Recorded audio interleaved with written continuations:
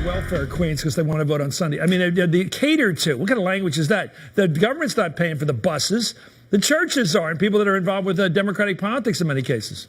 Well, I think there's a difference of worldview here, Chris. There are some people who actually are in favor of erecting barriers to the ballot box because I think what they think is that we only want voters who are capable and willing to try to overcome those barriers in order to vote. That's pretty Hamiltonian, isn't it? Yeah, I mean, there's this idea that, that's the way that you get the best voters. Plutocrat. Right? It's not too far from the philosophy that underlies poll taxes, literacy tests, anything else that's going to shrink the... Property.